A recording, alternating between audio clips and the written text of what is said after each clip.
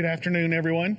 Or maybe I should say good evening, and welcome to the dreaded 5 p.m. on Thursday before the Customer Appreciation Event session. It's the most wonderful time slot you can get for Cisco Live. So I appreciate the fact that you're here and you're willing to take the time to listen to this session. It's not such a best time slot. So if you're here, you must really want to hear what I have to say. So I appreciate your time and attention. My name is David Roten. I am an engineer based in RTP in North Carolina. I have been with Cisco for over 20 years and have worked with these platforms for probably 10 to 15 years. So I can give you the history and the long story associated with all these platforms. So what are we going to talk about today? First off, you've already seen these slides here. I won't dwell. But there is a WebEx room. I'll be happy to answer questions after the session, during the session, or in the WebEx room afterwards. So do not hesitate to ask questions. I'll be happy to try to give you all the answers that I can.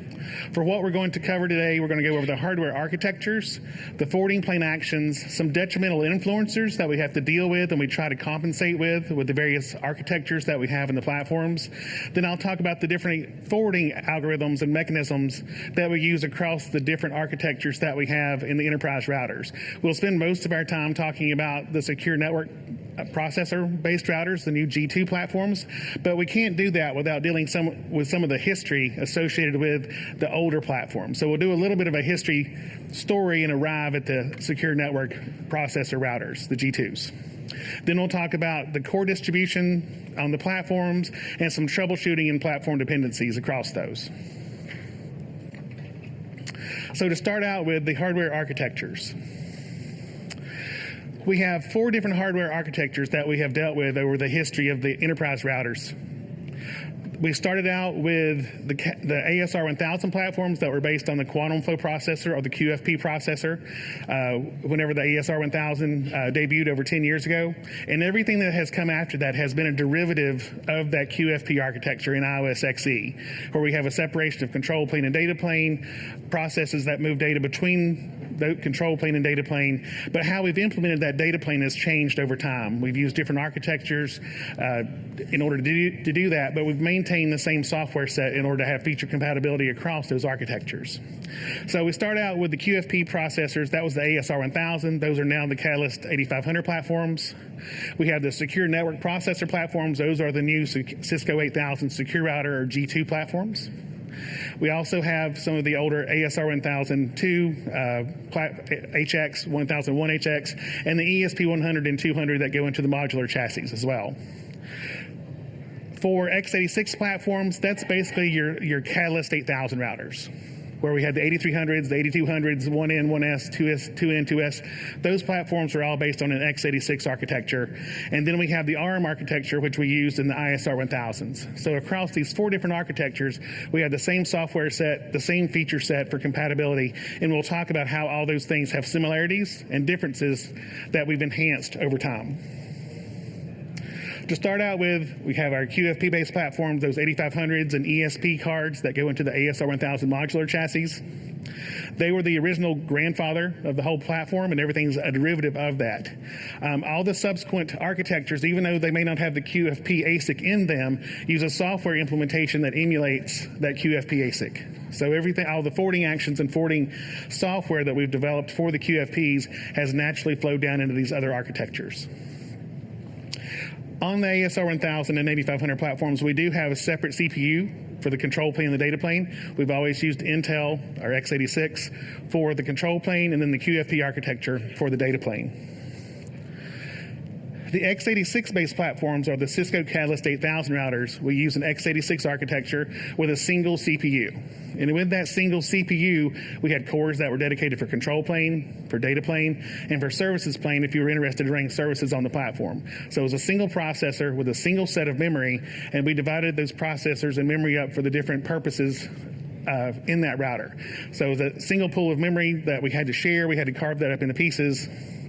Crypto on these platforms was performed by hardware assist in the routers themselves. On the QFP-based platforms, we always had a hardware assist for the crypto. On these platforms, the crypto was done on x86 cores. Next, we have the secure network processor-based platforms, or the new Cisco Secure 8000 series platforms, G2. Those all mean the same thing in today's parlance. So these platforms were announced in June of 2025, and more platforms are on the roadmap, so we're not done rolling out those platforms. There's more on the way. These platforms have a single secure network processor that are in them that have multiple cores that, again, we carve the cores up into different functions depending on control plane, data plane, and services plane. Crypto is performed by a separate hardware assist on that ASIC, so we're not doing it just in generic cores. We actually have a hardware assist for that. Again, it's a single pool of memory, and we have the same software architecture as the QFP, but there are other innovations in this platform that give us some more optimizations. We have what's called an MCAM that lives in the secure network processors that lets us do IPsec to decode the packets before we even hand them off to the data plane for processing. Whereas on the other platforms, the IPsec is part of the data plane processing. Here we can do it early for an optimization so we don't waste processing time on the cores that do the data forwarding in order to do crypto for us. And then we have the ARM-based platforms. These are your ISR 1000 platforms. They're based on an ARM architecture with a smaller number of cores. It has the same software functionality, but lower processing, lower bandwidth targets for these platforms as well. Again, we use the same software architecture for the same feature set. So here is just a summary of all those different platforms across the different architectures. You'll know that you have a secure network processor-based platform if it has a G2 on the end of the product name.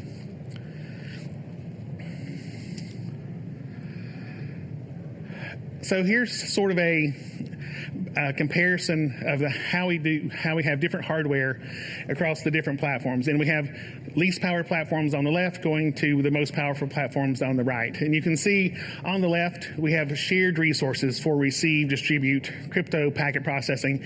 And these receive, distribute, crypto, packet processing are all different functions that I'll talk about that the router's doing as part of its forwarding process. But you'll notice on the left-hand side, the ARM-based processors and those low-end processors, lots of shared resources in order to accomplish those goals.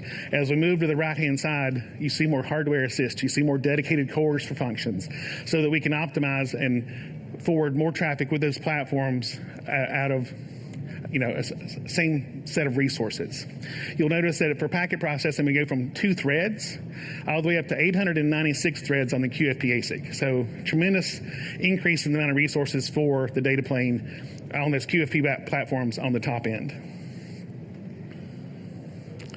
So why do we have all these variations in our architecture and the forwarding mechanisms? You would think it would be easier for us and easier for you to troubleshoot and deal with if we had a single architecture that never changed over time. We just got bigger, faster processors to make that happen. And there's a lot of things that go into that.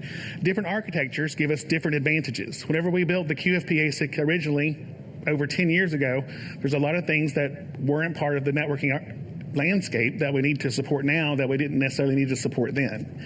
And so we've been able to take advantage of new architectures that give us things like quantum proof crypto, being able to optimize manufacturing for certain things in order to get optimizations for production of hardware. If we can buy parts cheaper, we can pass that savings along in the product price to you as well. So there's all sorts of different reasons why we have these different architectures. Part of it is a price point for us. Part of it is a price point for you. Part of it is an economy of scale. If we can buy parts that we can get at a cheaper price because of scale, again, that's savings that we can pass along.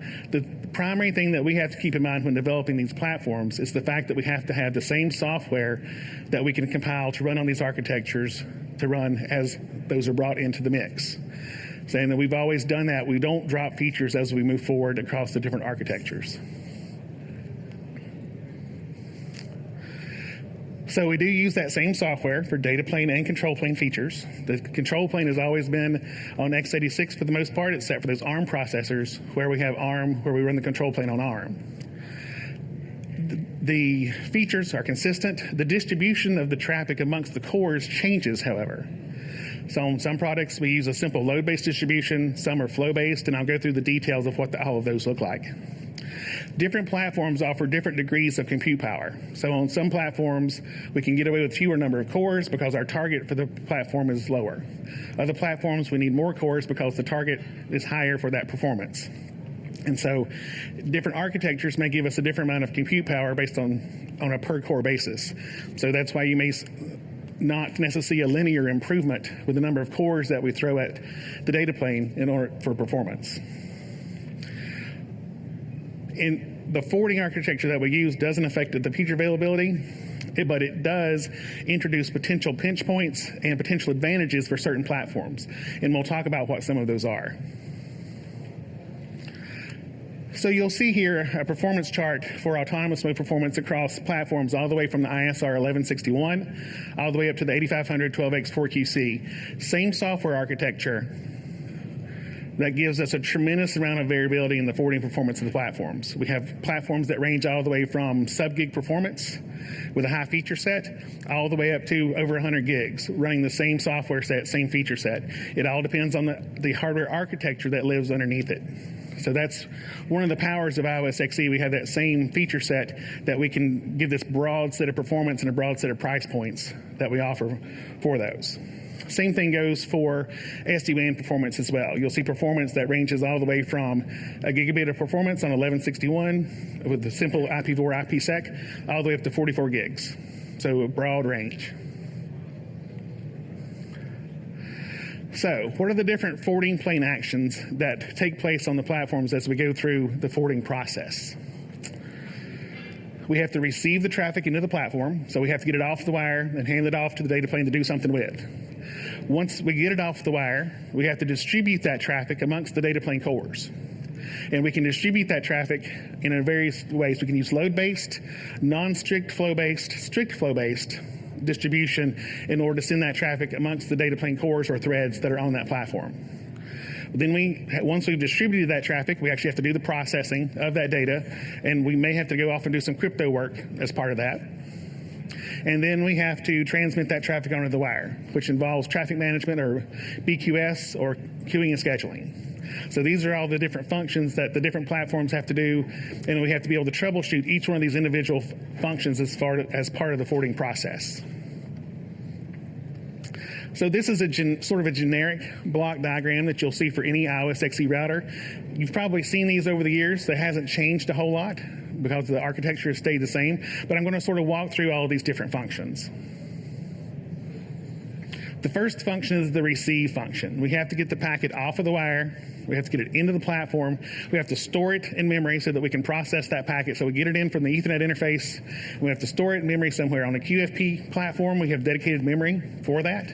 On the other platforms, it's stored in that generic memory that we have that's shared across all the functions on the platform. We have to do an initial examination of the packet to determine if it's high or low priority.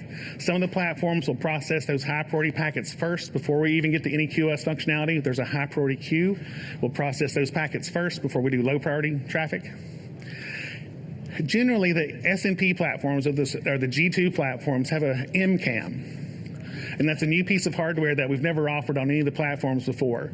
With this MCAM, it has information about all the IPsec SA pairings that are on the platform. And so when that packet comes in, even before we've gone to the data plane, the MCAM can recognize that, pass the packet off to the crypto hardware, do the processing for the crypto, so that we can have all of that finished and hand the packet off to the data plane for processing without having any of the delays associated with that. And the crypto processing is also done with crypto engines, so it's not on a generic compute. It actually has hardware in the ASIC that's dedicated for crypto processing, so it is hardware assist. And that is a function that we call IPsec Express Path, and that's only on the G2 platforms. So with crypto, we do the encrypt and decrypt as part of the same piece of hardware. On the SMP platforms, you'll see in the block diagram where it comes from receive and goes into the crypto. So we do that step first. So this is only for IPsec. MACsec is done on the Ethernet PHY. So MACsec is actually handled even before the packet is handed off to that receive function. So MACsec we can do at line rate. IPsec is not going to be something that we can do at line rate on these platforms. But once we've come into crypto and we've done the decrypt and everything, the packets are then handed back to receive for handoff into distribution. So now that we've gone from receive, we come up to the distribution function.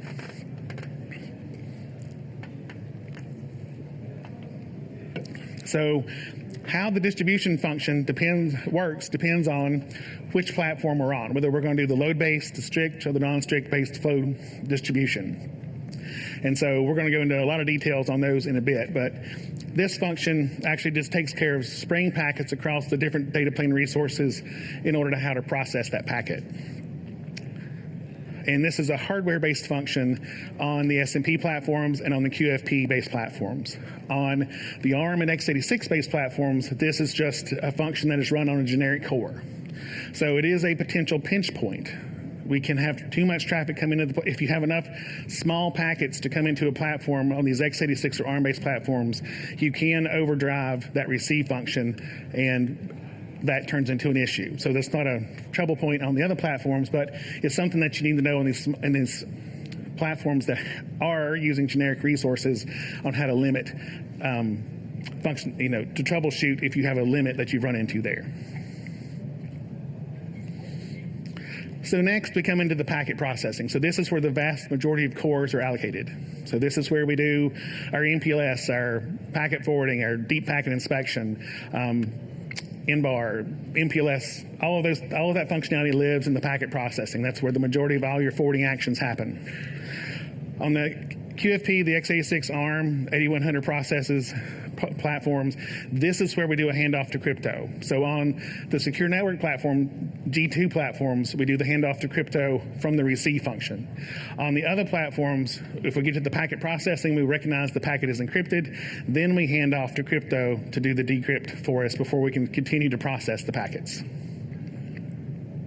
But once we've handed off to crypto, the packet comes back to the packet processing engines. Then we can do all of our feature functionality beyond that. And at the end of the packet processing, we have to look and see, where does the packet go next? Does it go farther out of the platform to be sent out, or does it go somewhere else? So if we have to do crypto at this point, you'll see that at the top, there's crypto COF for ARM x86 8100 and crypto engines for the QFP. So on the secure network processor platforms, we've already done our crypto, but here we have to do our crypto once we're in the packet processing piece. So with COF, that's where we're using generic resources in order to do the crypto functionality. And I'll show you how to troubleshoot and get information about that COF function later on. On the QFP-based platforms, we go off to the crypto engine, which are dedicated resources, and use separate commands to troubleshoot that across the platforms. But once we've taken care of our crypto, we've come back to the packet processing. We may have to punt the packet to the RP. If we get an OSPF packet, a BGP packet that needs to be consumed by the router, that's where we hand packets off to the control plane, and that's what we call punt traffic, that hands it off to the RP. So any traffic that would be punt, OSPF, BGP, NTP, anything like that the router needs to consume and not forward gets punted. And then also the control plane can introduce packets into the network if he has to send an OSPF and BGP update. And so those are what we call inject packets. So inject packets originate from the control plane instead of a physical interface and are injected into the data path. Those inject packets, they come in, they're handed off to packet processing. It does its thing to forward the traffic to determine which egress interface the packet needs to go out of. And then we go to what's called the transmit function. And the transmit function is basically queuing and scheduling. So if you have QoS configured, of course you think that you have to go through queuing and scheduling. But even if you don't have any QoS configured, you still go through this block of functionality, because we have to use that BQS functionality to actually get the packet onto the wire and make sure that we're not overdriving a physical interface. We don't send more than 10 gig of traffic out of 10 gig interface. So even if you don't have QoS configured, it's there under the covers with the 10 gig shaper for that 10 gig interface, making sure that we don't overdrive it. So you're not really saving yourself anything by not using QoS, really, because the QoS functionality is always there under the covers. It's just if you're taking advantage of it or not for custom configurations. So what are some of the detrimental influencers that we have on these platforms? What are some of the things that can happen on the platforms that we have to deal with that decrease forwarding performance, so that we can try to compensate with in various hardware architectures? The first of these are packet ordering issues. Because we're a multi-core platform on the data plane, we have to deal with the fact that different packets can land on different cores. So as just a basic example, we have 4 packets that are coming into a generic data plane where we have multiple cores. We have 4 packets and we have 4 cores that are available. Those packets come in, we assign packets 1 and 2 to a couple of free cores. Then we assign packets 3 and 4 to the remaining cores that are available. And processing happens across those, or sort of chewing through what has to be done for those individual packets. And we finally get to a point where the first packet that is coming under the line is only 80% finished. We're only 80% done with what we have to do. Maybe it's a fragmented packet. We have the additional headers that are in that first packet. So there's more to chew through with that packet because we have to look through the headers. We have to look through what protocols may be there, et cetera. And maybe the subsequent packets are only fragments. So there's not a whole lot to do there. Those are just being forwarded. But because those additional headers are associated with the first packet, it takes longer to chew through. So first packet's only 80% done, and then the other ones are 99% finished. They're just waiting to hit the wire. But they can't hit the wire yet because we can't change the order of the packets. That's one of the cardinal rules that we cannot break. Packets have to go out of the router in the same order that they came in the router, unless we've done something with QoS to rearrange them with priority configurations or something like that. So in this scenario, we've got 3 resources that are finished, 1 resource that's not. The 3 resources that are finished are sitting there spinning their wheels. They can't do anything until that first packet gets finished so that we can send it out the wire first and then do these subsequent packets. So we end up with a scenario where finally the first packet reaches 100%, and then once it finishes, everything can go to the wire pretty much simultaneously. But we had to wait for that first packet to finish. And so these packet ordering issues are things that we have to deal with where resources are basically sitting idle waiting for other packets to finish in the process to be handled. And so we can do some things in the hardware architectures to help this, but we can't necessarily solve the problem because we always have to send the packets out in order. The next thing that we run into is shared state across multiple cores, or ordered mutual exclusion. And this is more of a scenario associated with something like NetFlow. In this scenario, again, we have an array of cores for the data plane. We have 4 available cores. We have 4 packets that are coming in that are part of the same flow. Those packets come in, and we start to assign those packets to available cores. And then all of those are assigned to available cores. And at this point, we're processing through those. We get to the point again where the first packet, we're still processing that. The other ones are almost finished, but we can't finish the rest of them because of the fact that it takes longer to chew through that first packet because of the net flow. And in addition to that, we may need information from these subsequent packets in order to process the first packet. For example, if you're doing deep packet inspection or net flow, there may be information that we have to look at in packet number 2 or packet number 3 to determine exactly what that packet is for deep packet inspection or for net flow. We may take multiple packets in order to figure out what that is. So we spend resources trying to look through multiple packets and share information amongst the cores in order to figure that out.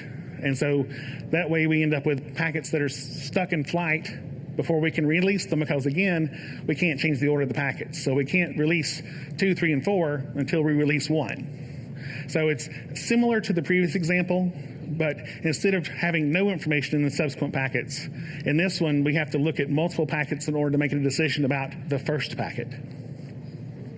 But eventually we go through that process, packets are released, and then we can finally get those out onto the wire, and we release them in order so that we can get the information for NetFlow and finally push that up to the control plane.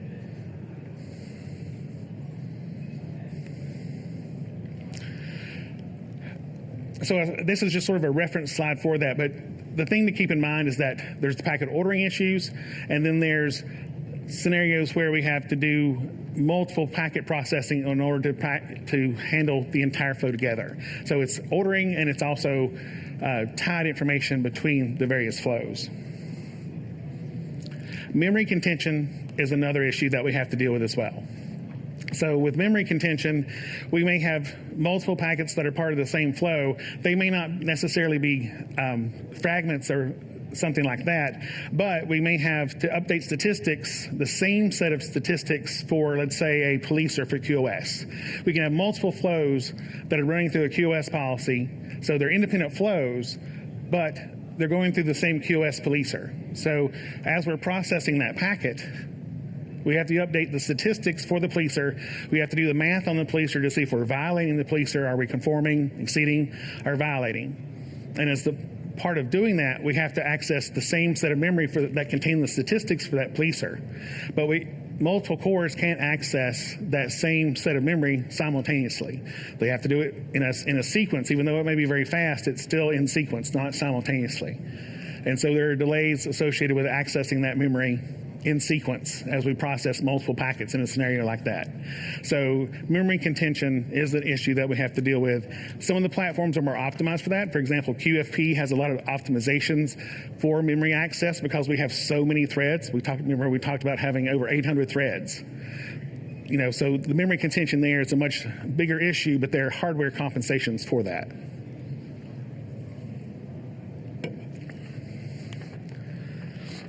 The other thing we have to deal with is L1 and L2 cache efficiency. And this is also part of the memory contention issue, but it's also just an artifact of being on the ARM and x86 architectures. So if we have packets that are part of the same flow, you would think that it would make sense to spread those across multiple cores and process them simultaneously. But it doesn't necessarily always work that way. If we have a packet or a set of packets, same set of packets that come in to a platform that's doing load-based distribution, we'll take all 4 of those packets and spray them onto 4 different cores so they're handled at the same time, or virtually at the same time. But as we process the first packet, it's doing its thing. It needs information as we get to the second packet about the first packet. But since they're on different cores, it has to fetch the information from the other processor that's handling the first packet, because the different cores don't share an L1 and L2 cache.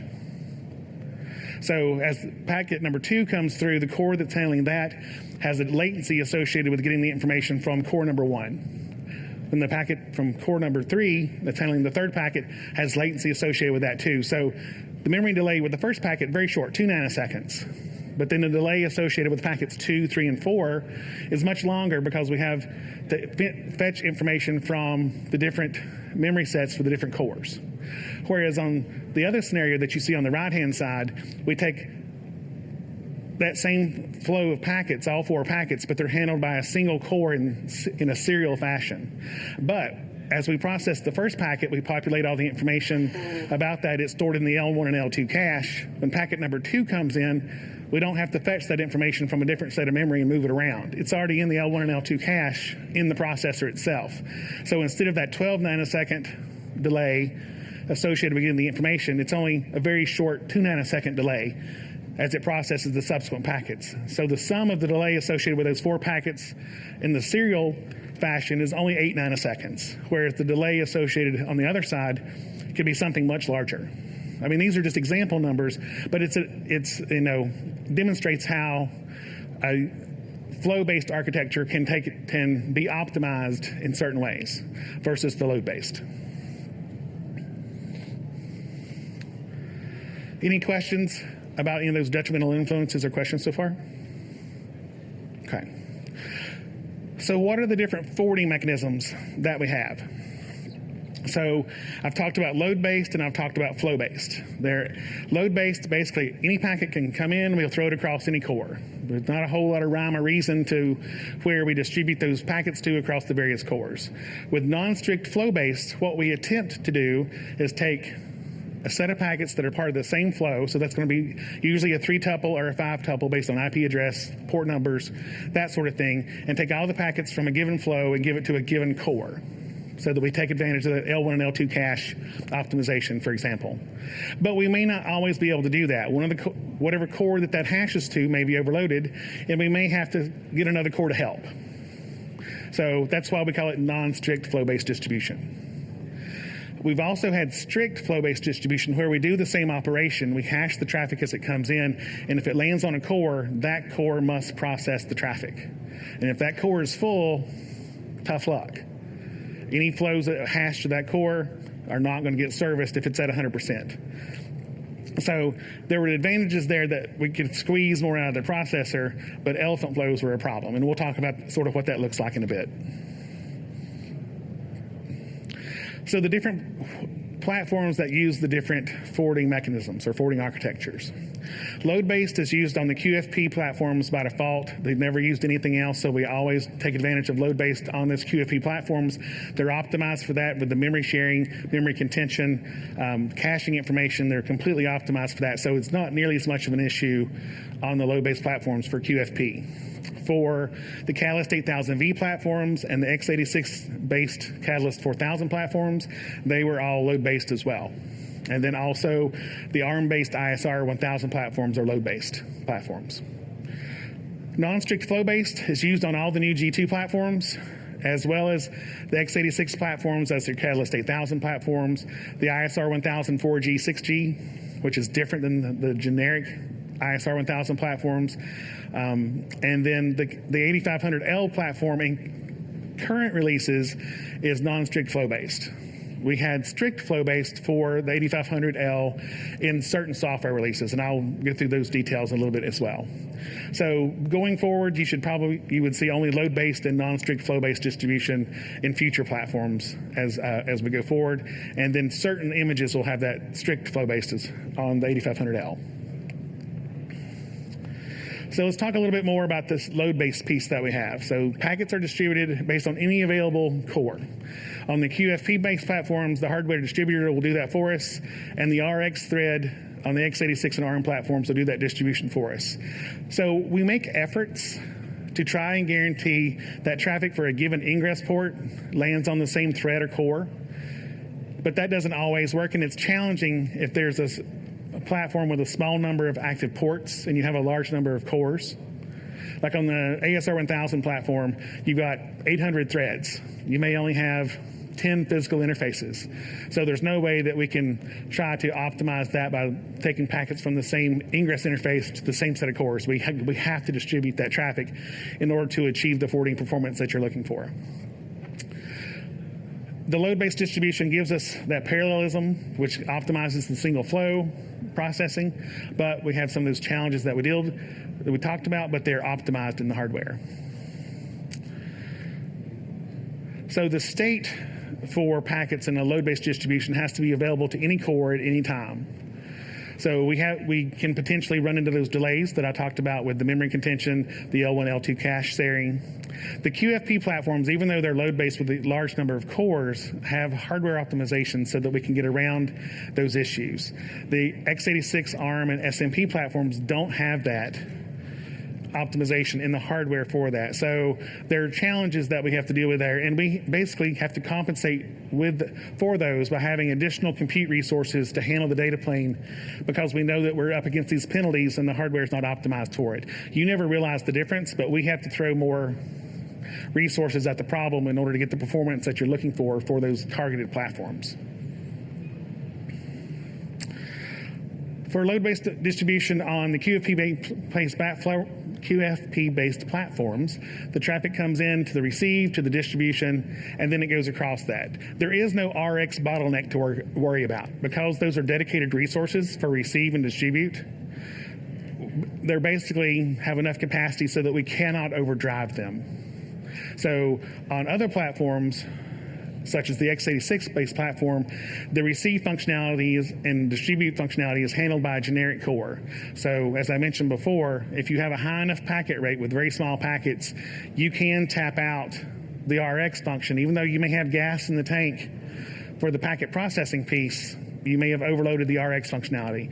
And we can troubleshoot, and I'll walk through some CLIs that you can use to see if you've tapped out that RX resource. And that's where you're getting some problems versus the actual packet processing in the data plane. And then, So the non-strict flow-based architecture is on the x86 and the SMP. So in this scenario, a packet from any flow, but not all, may land on any core, but not always. So as packets come in, we do a hash, and we try to land those packets on the same core so that we can take advantage of that caching that I talked about before. But as I said, that core may be at 100%. It may not have any capacity, and so we have to be able to hand that off to another core, which means that we have to have that state ready across any core for any flow. And that's the drawbacks that I talked about before about the being able to hand that information off between those. We try to get around it by having things mapped generally to the same place, but we can't always get away with that. And we do the hashing based on a 5-tuple or a 3-tuple. If traffic is encrypted, we will do the decrypt and then do the hashing based on the decrypted packet. So in the scenarios where you are doing the crypto once you've already reached the packet processing cores, it'll come into a PP core, we'll do the decrypt, and then that packet may be hashed again to a different core to maintain the traffic across a given flow. So we can sort of recycle the traffic within the PP cores once we've done the crypto decrypt, so that we're not hashing just on the crypto flow, because then if you have many flows that are inside one crypto connection, you don't want all those to necessarily try to map to the same core. So as I mentioned, we'll use that outermost encapsulation. Then we'll try to use the piece on the inside. So in heavy load scenarios, you end up with non-strict flow-based distribution. Basically looks like load-based distribution. So if the router's under a heavy load, we have lots of different flows coming in, all the cores are busy, you're not going to get this nice alignment for a given flow to always land in the same place. And if it's busy enough, the non-strict flow-based ends up looking like load-based. But once things settle down, there's some available resources, we have a little bit of headroom in that, then the system will sort of coalesce back into a non-strict flow-based distribution where packets from the same flow tend to go to the same cores.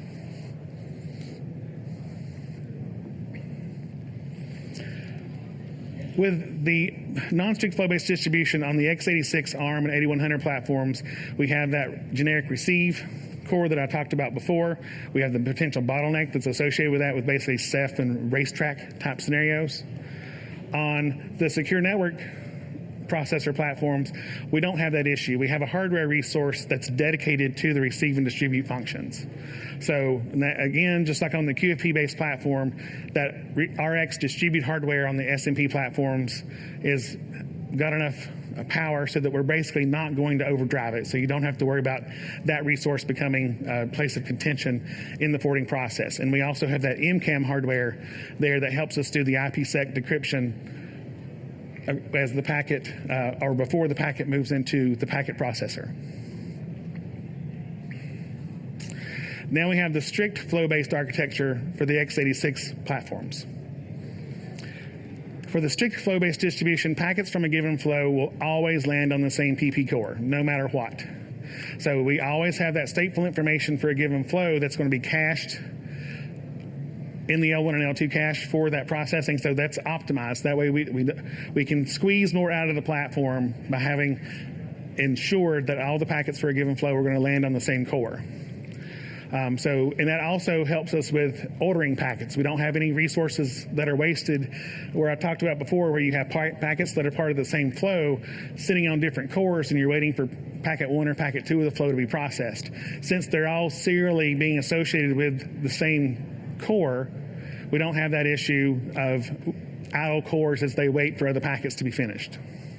So all this is great, but it turns into an issue with elephant flows. If you have an elephant flow that is just huge, all those packets from that given flow are going to try to land on one core, and that one core is going to zoom right up to 100%. And you've got all these other cores not doing anything, but because we have this strict distribution, we can't do anything about it.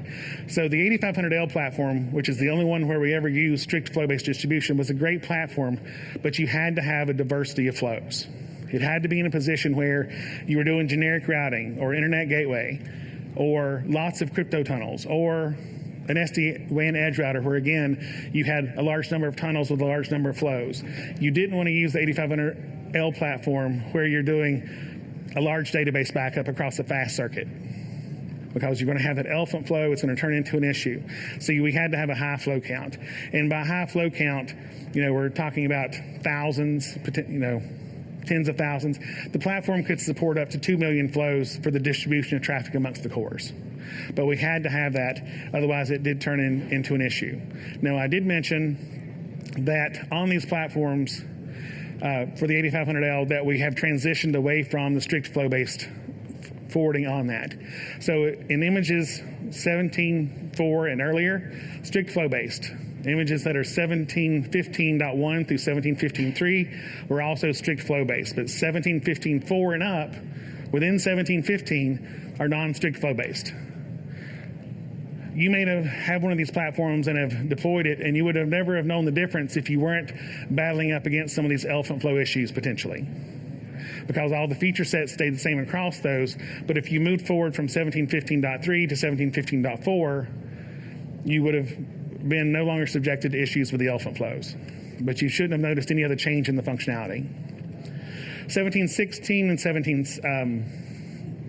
17 code were strict flow based, and then once we get to the 17.19, it is non-strict flow based code. So all the images going forward in 17.19 are going to be non-strict flow based, and there are no plans to introduce any more future strict flow based images for the platform. So everything will be non-strict going forward. So to talk about the core distribution a little bit, I'm not going to linger on these slides. I just want to point out a couple of things as we look at some of the things that we do in general. Looking at a ISR 1000 platform, which is one of the ARM-based platforms, you'll see that there's 4 cores on that platform. And on those 4 cores, we generally have a couple of cores that are dedicated to the data plane, but you'll see the other resources are shared. On the lower end of the spectrum in the platforms, we tend to have to share resources across functions. We have to do crypto and transmit on the same core, or we have to do control plane and services plane on the same core. And as we go from data plane to services plane, you'll see that distribution change a little bit, but we still have to share. As we move forward to the secure network platforms on the lower end, again, you see more resources that are dedicated for the data plane. We have higher targets for the performance on those platforms, so we do have more cores for the data plane, but you still see resource sharing between control plane and data plane, and the crypto functionality as well, because we don't have a dedicated resource for the crypto on the 8100 platforms. But as we move forward, as we move to the 8200 platforms, you'll see that sharing starts to disappear a little bit. Now we have dedicated resources to do the crypto. We have dedicated engines to do that crypto functionality. We're not necessarily sharing cores for control plane and services plane, as you like you see there in the SP heavy scenario. And then as we move forward to the 8300 platform, this is a Catalyst 8000 platform, a couple of things that are a little bit different. If we look back here, you'll see the count is 0 through 7. So we have 8 cores that we're using on this 8200 platform with a secure network processor. On the 8300 platform, which is x86 based, you'll see that there are 8 cores, but they are all hyper-threaded. So on these platforms, we do take advantage of hyper-threading for the x86 chip for certain processes. You'll notice that for the control plane, we're running it on 1 thread on the data plane heavy. Or I'm sorry, 2 threads on the data plane heavy, 0 and 4. And then the data plane is running across many threads there, but TX and crypto are running on single cores, and we're not hyper-threading on those last 2 cores for the TX and the crypto functionality. And the reason for that is that hyper-threading doesn't necessarily always win, depending on what you're doing on that core. So in general, we do hyper-thread for the data plane cores on those Catalyst 8000 platforms. When we hyper-thread, we don't immediately get 2 times the production out of that particular core because it's hyper-threaded. It's generally, with the software that we run on there and how we engineer that software, we're able to get about a 20 to 30% advantage by taking advantage of hyper-threading. So it's there, we take advantage of it. It's not a 2 times benefit. in doing that. And we actually discovered that when we were doing the transmit and the crypto functionality, that doing the taking advantage of the hyperthreading actually gave us no benefit or could be a detriment depending on certain parameters or certain types of packets that were moving through the platform. So we don't actually hyperthread for those functions. And so that'll sort of show up when we do the troubleshooting. You'll be able to see where we have the number of threads that we're hyperthreading, not, and I'll talk a little bit about that more. On the QFP-based platforms, each core has 4 threads. And the threads can share the cache information as an optimization. That's not something that we can necessarily do on the x86-based platforms, but we always hyperthread in the data plane on the QFP platforms. It's always 4 threads per core.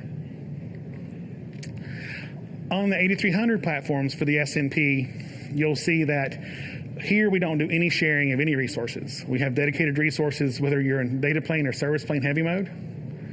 And we have, we've gone to the fact that the platform has gotten fast enough, instead of having a single core associated with the TX function, now we have to have multiple cores associated with that. So as the platforms get bigger, certain functions that are not part of the packet processing, but we still have to move packets through a single core, can't handle it. So we can distribute traffic across those multiple cores as part of that. And on the E platform, such as the 8375E, it's basically the same platform. It's just a different version of the processor where we can throw more cores at the data plane. So that's why you see those 4 additional cores that are there for the 8575E platforms versus the 8355.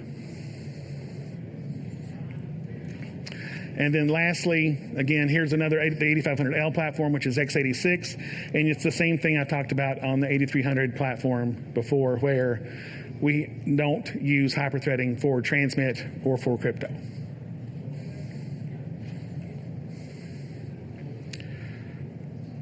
So let's talk a little bit about the packet flow as we move through the different hardware architectures and sort of how we get some optimizations. And we're going to go from top to bottom here. On the QFP-based platforms, we basically have hardware assist for everything. We have hardware assist for the receive and distribute. We have hardware assist for crypto.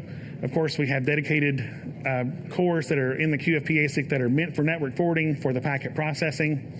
And then for the transmit, we actually have special hardware that's outside of the function of the packet processing engines that is there to do the QoS functionality for queuing and scheduling. So there's half of the ASIC basically is dedicated to that queuing and scheduling functionality. If you look at the physical layout of the chip, about half of it is for packet processing, and then half of it is for queuing and scheduling. So we can do very complicated, complex QoS on those QoS or on the QFP platforms, and have a high amount of functionality and performance. For the SNP platforms or the G2 platforms, there's a lot of hardware assist, but not quite as much. You'll see we have hardware assist for everything except for the packet processing and the transmit. Lower price point because we don't have the big iron QFP. It's a processor that's more generic. It can be used for multiple things. It's still intended for network forwarding, but it's got generic cores so that it's not as complex to build, that sort of thing, so we can accomplish the data rates that we want, but we can do it with generic resources. And again, on the transmit side, we don't have that dedicated engine for queuing and scheduling. We can accomplish it with a software implementation of that on a generic core. We step down to the x86, and you'll see again we use generic threads for everything. We do take advantage of some hardware assist on the chips for x86 that help us with crypto, so it's not strictly all done computationally. There are some functions on the chip that we can use to help us with crypto. And then when we get down to the ARM platforms, it's basically everything is done with generic compute, brute force, across those cores. But again, for those platforms, the performance target for those is much less, so we can get away with using generic functionality, generic hardware in order to accomplish all those functions. So, data plane heavy mode on these platforms. What does that look like at a high level? So once we start getting into the troubleshooting here, we're going to go through a series of commands that we can use to sort of pick this apart. So the first thing that you can do is a show platform software CPU alloc or allocation. And that's going to tell us how many cores on a given platform we have associated with different functions for the mode that it's in. On this particular platform, you can see that we're in data plane heavy mode. And we've got, for the control plane, we're using core 0. We're also using that same core for the service plane. And then we're also using core 0 for the data plane as well. So core 0 is getting quite a bit of a workout. And we also are using cores 6 through 7 for the data plane as well. So if we use the command show platform software CPU share, that sort of gives us information about how if we're sharing a core amongst functions, sort of what that looks like. And it doesn't give us a core by core breakout, but it gives you an overall percentage.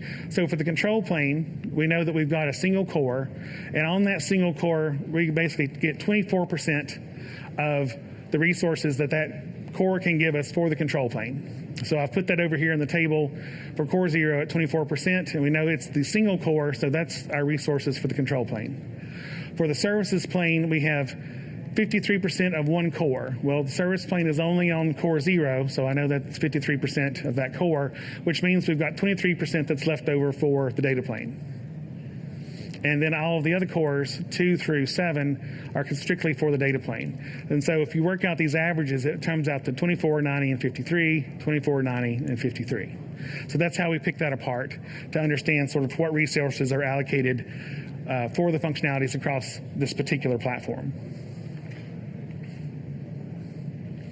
So you think that you want to go and use the traditional commands to troubleshoot this platform. So show platform resources R0 CPU. This is sort of an iOS level command that gives you an iOS level view of what the platform is doing. And it's very misleading. Don't trust the penguin. Don't always trust Linux, because Linux lives underneath IOXXE, and Linux doesn't always understand what we're doing underneath. And so this information is basically coming from Linux.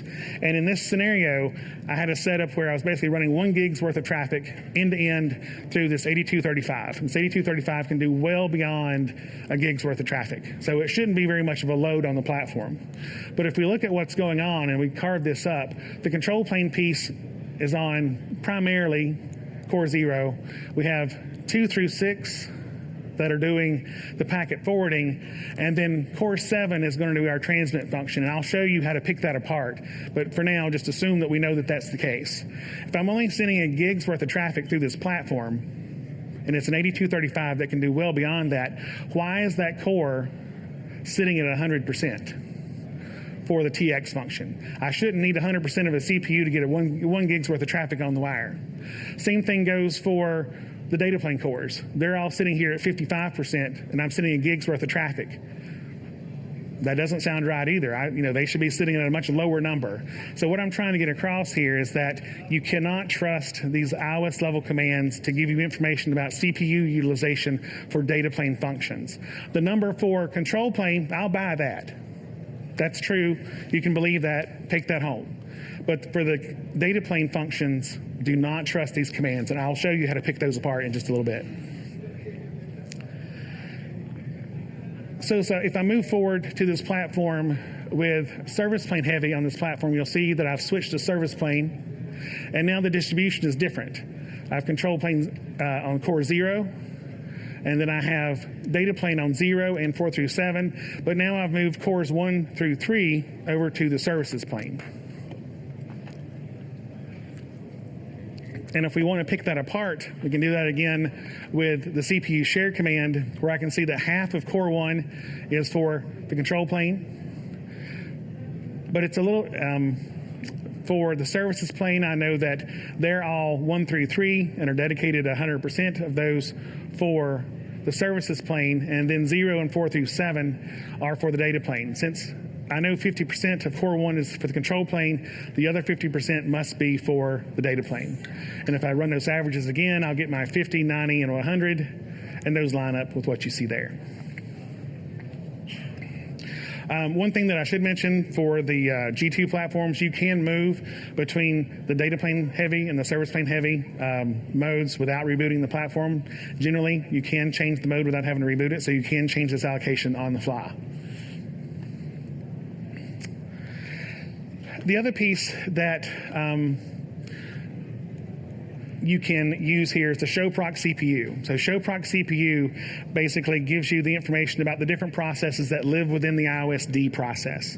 That IOSD process is basically all of your control plane. And so these are the processes that live within that that are here, and this gives you the utilization across what portion of the router has been reserved for the control plane. So for example, here, where we have 50% of core 1 for the control plane, that tells me that when I run this command, that I'm using these resources across that 50% slice of core 0. It's not telling me information about the entire core because only half the core is for control plane. So these numbers would be associated. And if I have percentages here, say for example, if this number were 50%, then that would be 50% of 50%, so 25% of core 1.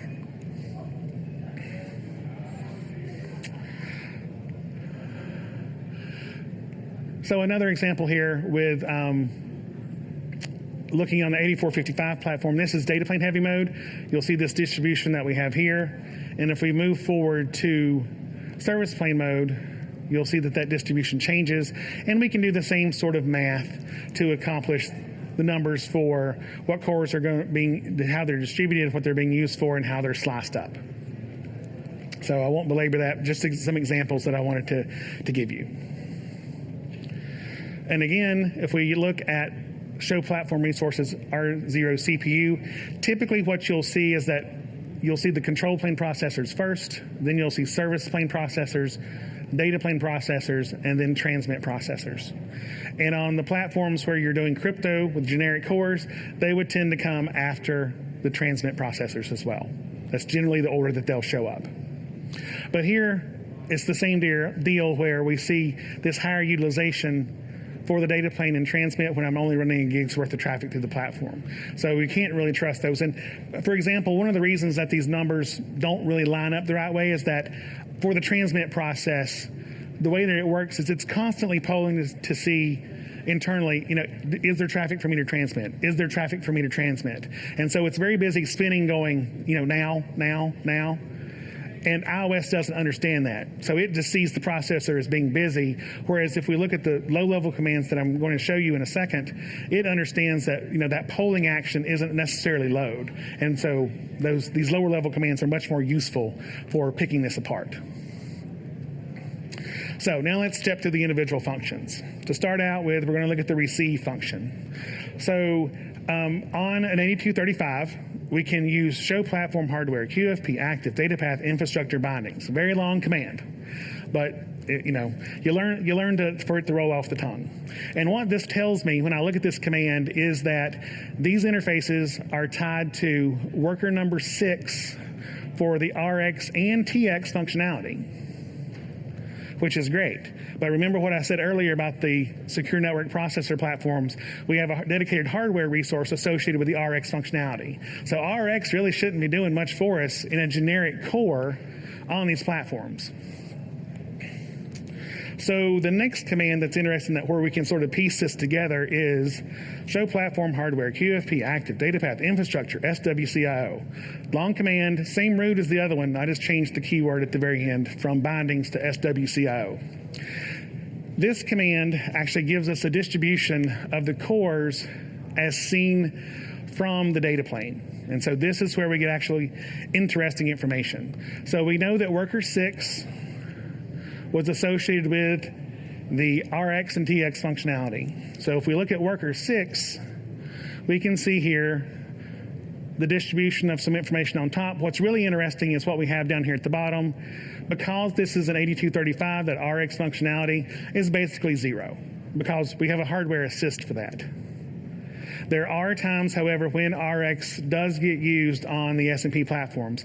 If we're recycling a packet for any reason, then that traffic, as it gets recycled, gets run through the RX functionality. And so what recycling is basically, if the packet comes into the packet processors and it needs to generate another packet, or it needs to pass through the packet processing engine a second time for a particular feature, then that multicast traffic gets recycled and it gets through the RX software functionality instead of going through the hardware again. Multicast is a very good example of that. If you're doing traffic where you're doing QoS on port channels. That can be another scenario where you're going to hit this RX functionality and have to get recycled through the platform on this.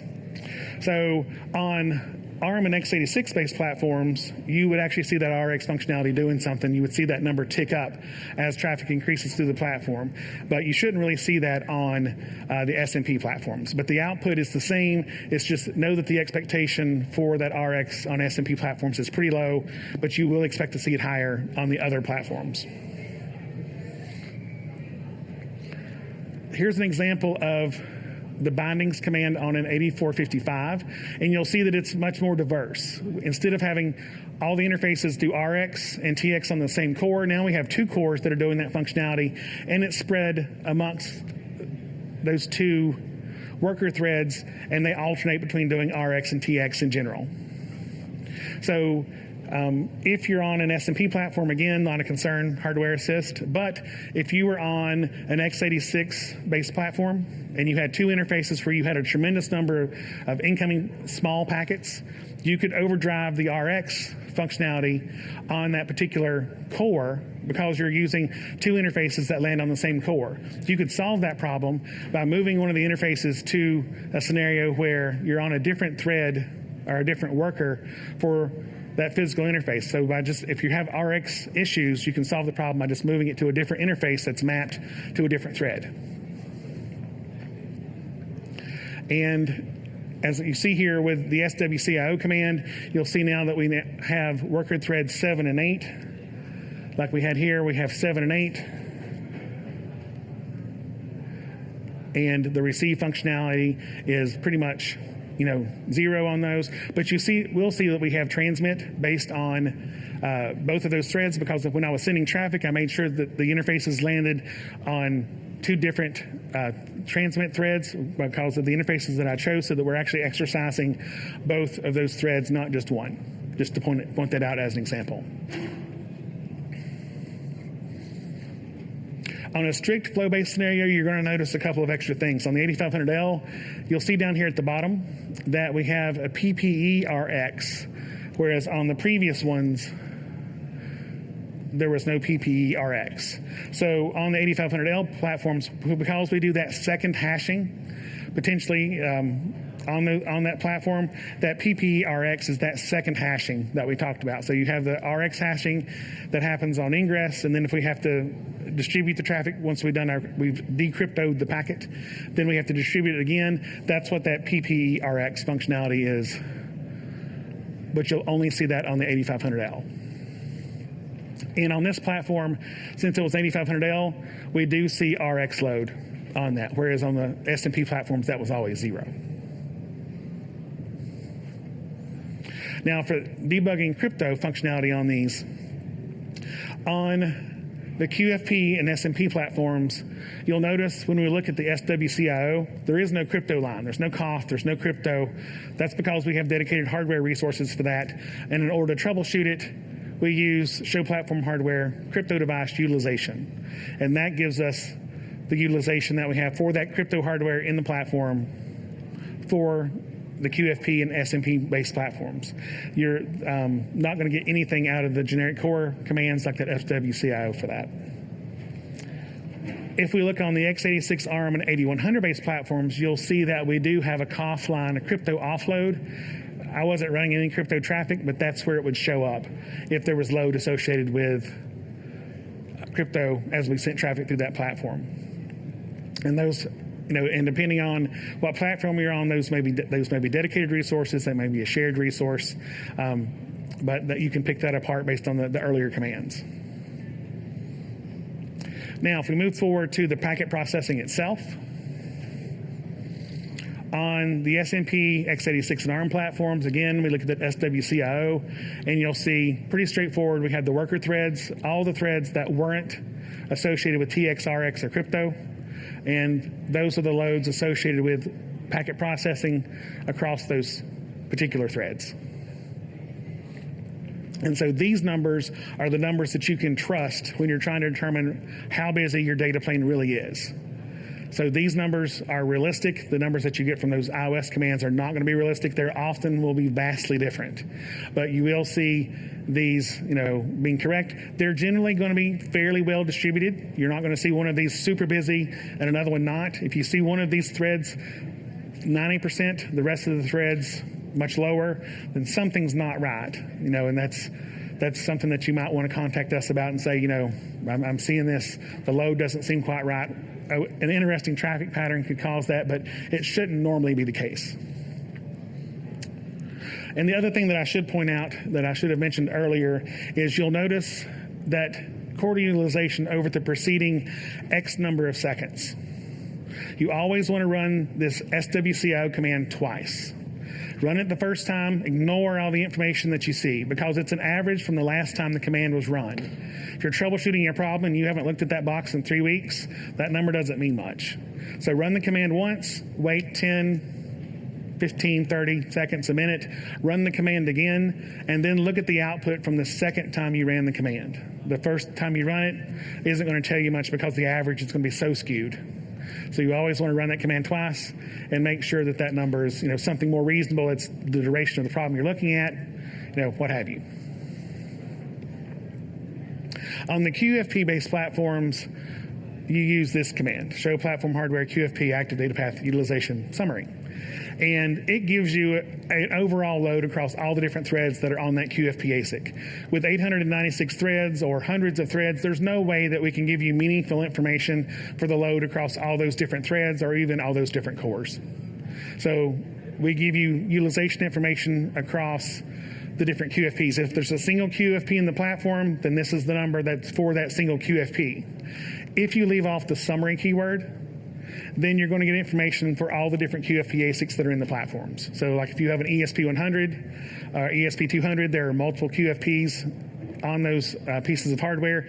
You're going to get 2 or 4 sets of output for this. And again, they should be relatively well evenly distributed. If they're not, something weird's going on. But that's how you get the utilization information for the QFP ASICs. Now for transmit functionality. Transmit's pretty straightforward. If we look on the 8235, which is a SMP platform, you're going to see a number associated with transmit on that platform because we're using a generic resource to do the QoS functionality, to do the queuing and scheduling. So we're going to get a transmit number for that.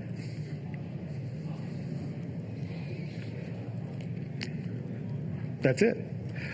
The one thing that I should mention is on the QFP-based platforms, there's nothing really to look at for transmit. There are dedicated hardware resources for the queuing and scheduling on the QFP-based platforms. So it's sized such that we should not be able to overdrive it. We can overscale it with more than the number of queues that are supported, but that generally only happens in service provider cases. In an enterprise network, that should never really be an issue. And you're really not going to run into a scenario where you're overdriving the transmit functionality on the QFP-based platform. So that's not really something you have to worry about. So for a summary of the troubleshooting, these are the commands that you need to have in your back pocket for troubleshooting. The very long lead to SWCIO, that's going to give you your quarterly utilization for receive, packet processing, crypto, and transmit. Your data path utilization summary on the QFP platforms for platform processing, and then the crypto device utilization for crypto functionality on secure network processor and QFP-based platforms. So those 4 commands give you all that you need to know about the data plane across all the iOS XE routers. That's what you really need to be looking at to pick apart performance on those platforms. To look at the pieces for control plane and service plane, then you want to use these 2 commands. There are others, but these are a nice summary of what you're looking at to pick apart control plane and service plane performance across the platforms. So what I'd like you to take away from all this is that feature and functionality is compatible across all the portfolio, independent from the architecture or the load distribution system that we have on the platforms. Understand what your architecture is and what your distribution mechanism is. When you go to troubleshoot the platforms, you'll save yourself some time by looking in places you don't need to look if you know what architecture you're working with. And understand where the pinch points are on the different platforms, because again, there's certain platforms you don't need to worry about receive on a QFP-based platform. You don't need to worry about receive on a SMP-based platform, particularly unless you're doing something very bizarre. So you don't need to start there. That's a really weird corner case. So understand your pinch points and your architectures and where to look. And understand that you've got flexibility for the core allocation to suit the needs for these platforms in your network. Whether it's data plane or service plane, you've got functionality to do that. So that's it for the presentation. Please complete your surveys. We're done early, but I figured that would be good. Everyone is done for the day. You want to get out of here. So I appreciate staying here for the whole presentation. Do your surveys. I'll be happy to answer any questions that you may have, and enjoy the rest of the show tomorrow.